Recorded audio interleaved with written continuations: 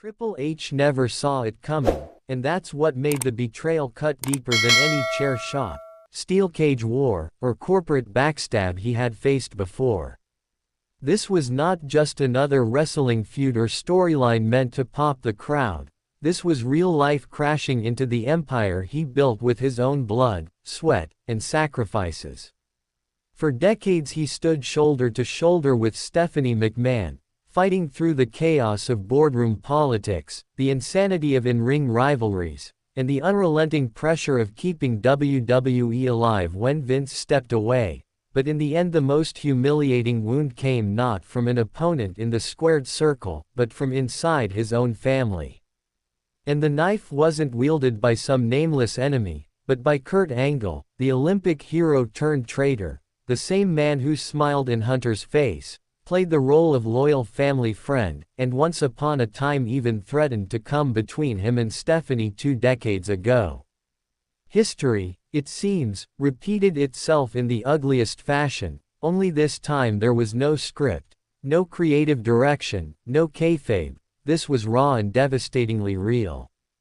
The whispers had begun weeks earlier, rumors of late-night meetings, Stephanie being spotted in places far away from Titan Towers at suspicious hours, paparazzi photographs capturing her where she had no reason to be, and yet few believed it because the McMahon-Helmsley dynasty seemed too powerful, too untouchable. But dynasties don't crumble from external enemies, they rot from within, and that rot wore a gold medal around its neck. The Olympic champion once idolized for his integrity was suddenly the most hated man in the wrestling world, branded a snake, a coward, a homewrecker who exploited an old flame for revenge against the rival he could never beat where it mattered most: in respect, in power, in legacy. The locker room buzzed with disgust. Some superstars whispered that they saw it coming, others swore Kurt had been dropping cryptic hints, bragging in the shadows about unfinished business with Stephanie. Triple H didn't discover the truth through a tearful confession or a face-to-face confrontation, but through cold, undeniable evidence, leaked photos, exposed messages, undeniable proof that ripped the ground out from under him. The moment the reality hit, it was like a sledgehammer to the chest, leaving the cerebral assassin blindsided, humiliated, and shattered in a way no injury or rival ever managed. Social media exploded like wildfire, with fans demanding justice, some calling for Stephanie to be exiled from WWE entirely, others demanding Kurt's name be blacklisted from every Hall of Fame honor. This wasn't just scandal, it was a full-blown crisis threatening the very foundation of WWE's legacy. Triple H, the man who rebuilt the company's creative engine, suddenly became unpredictable. Reports leaked that he stormed out of corporate meetings, shouting at executives who dared mention Stephanie's name, slamming doors with a rage that no one dared provoke. Clips from the Attitude Era resurfaced online, fans dredging up old promos where Kurt openly flirted with Stephanie, suggesting maybe those moments had always been closer to reality than anyone wanted to admit. Now chants of betrayal filled arenas, with crowds heckling Triple H live on television, chanting about his wife's infidelity as he tried to maintain composure under the lights.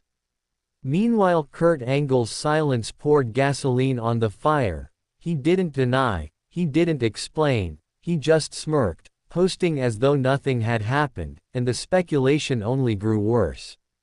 Then came the breaking point.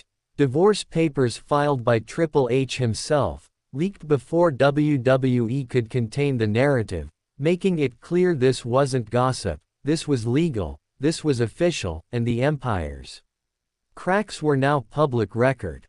Stephanie responded not with apologies or denials, but with quiet defiance, standing tall with Kurt at her side, walking into arenas arm in arm as the boos drowned her every step.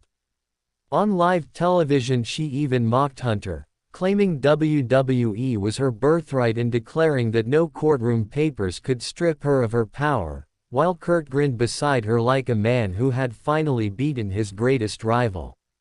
Backstage, Hunter's fury boiled over, his fists clenched white as he watched the scenes unfold on a monitor, his usual calculated demeanor replaced with raw, unfiltered rage.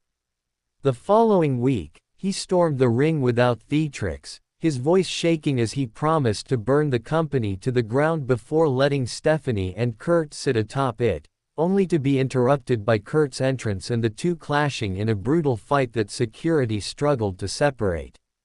Fans weren't just witnessing a feud, they were watching the implosion of WWE's ruling dynasty live on global television.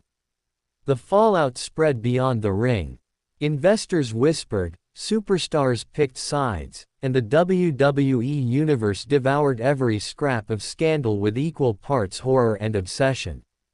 The once untouchable Stephanie was now met with chants of, "You cheated," fans holding signs mocking her as Kurt's mistress, while her father Vince McMahon, veins bulging in fury, stormed into Raw to scream at both of them for tearing apart not only his family but his company.